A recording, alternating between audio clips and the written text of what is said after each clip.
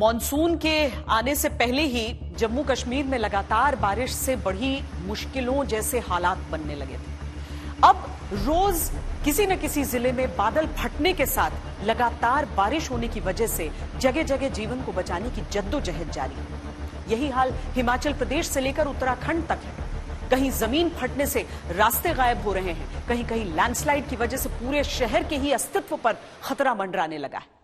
चिंता की बात यह है कि राहत के आसार भी अभी तक नजर नहीं आते।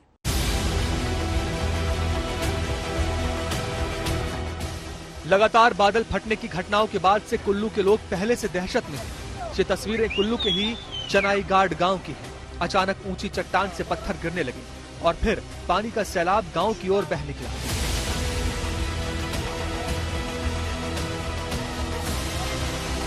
तबाही को अपनी ओर आता देख गांव वालों में हड़कंप मच गया और आनन फानन में लोग गांव से भाग गए।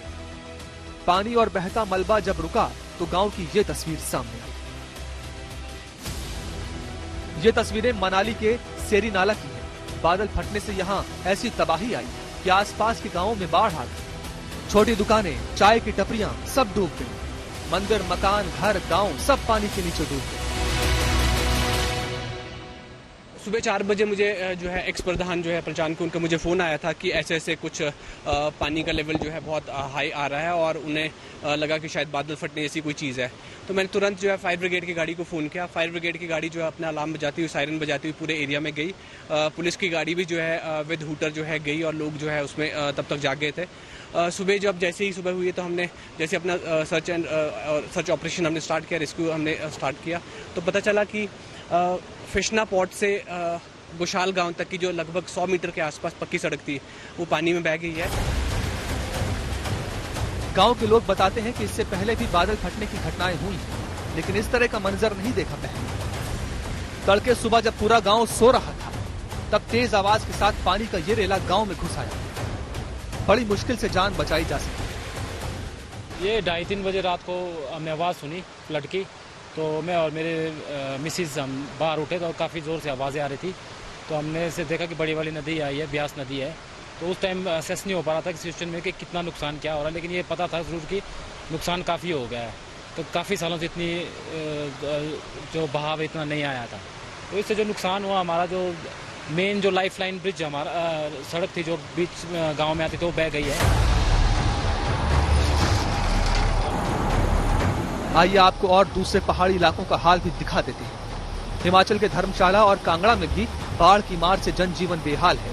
कांगड़ा में अचानक आई बाढ़ से 3 सैलानी बह गए, जिनमें से 2 को बचा लिया गया, लेकिन एक लड़की की मौत हो गई। लैंडस्लाइड से जिंदगी दांव पर लगी है। बारिश लैंडस्लाइड के डबल अटैक के बाद केदारनाथ हाईवे बंद हो गया। यहाँ भूस्खलन से एक गौशाला ध्वस्त हो गई। 4 पशु मलबे में ही दब गए। उनको सुबह 5 बजे के लगभग बुढ़ना गांव की जो सूचना मिली थी, सूचना मिलते ही हमारी वहां पर एक टीम पहले ऑलरेडी है वहां पे, उनको वहां से मार्च करवाया था। तो रास्ता जगह जगह पर रोड ब्लॉक हो रखी थी, जिससे कि तुरंत उसी समय जेसीबी द्वारा खुलवा करके और जो हमारे टीम थी वो वहां पर पहुंच चुकी थी। तब तक वो दब चुका था और पूर्व मलवाने के जो मवेशी थे उनको अभी उनका रेस्क्यू चल रहा है। भारी बारिश के चलते ऋषिकेश बद्रीनाथ नेशनल हाईवे पर यातायात की मुश्किलों की ये तस्वीरें हैं। जोशीमठ के पास सड़क पर मलबा आने से बार बार दिक्कतें हो रही हैं। गांव के ऊपर भारी भीषण चट्टान टूटने के कारण हम ग्रामीण जो है 10:30 बजे रात से इस गुफा में बैठे हुए हैं और पिछले वर्ष भी इसी प्रकार कई बार भीषण चट्टान टूटने के कारण हमने तहसील प्रशासन से बार बार प्रार्थना करने पर जो है कि उप जिलाधिकारी जोशीमठ ने हम ग्रामीण की व्यवस्था प्राथमिक विद्यालय ऋणी में किया था, लेकिन और उसके पश्चात हम लोगों ने कई बार विस्थापन की मांग की थी, लेकिन तहसील प्रशासन व जिला प्रशासन ने हम ग्राम जुगजू के लोगों के विस्थापन की ओर कोई ध्यान नहीं दिया। कर्णप्रयाग में बरसाती नाला उफान पर है। जोशीमठ के जुगजू गांव में भूस्खलन होने के चलते लोगों को पलायन करके राहत शिविरों में शरण लेनी है।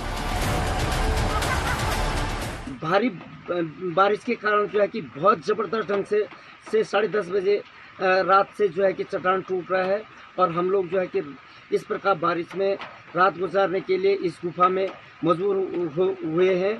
और हम तहसील प्रशासन, जिला प्रशासन से यह भी मांग करते हैं कि अगर भविष्य में किसी प्रकार ग्रामीणों को कोई खतरा होता है तो इसकी पूर्ण जिम्मेदारी तहसील प्रशासन और जिला प्रशासन चमोली। रुद्रप्रयाग शहर के बीच बहने वाली अलकनंदा नदी ने विकराल रूप धारण कर लिया है। नदी खतरे के निशान से ऊपर बह रही है। पानी की लहरों को देख देख कर लोग सहमे हुए हैं। न जाने कब कौन सा हादसा हो जाए।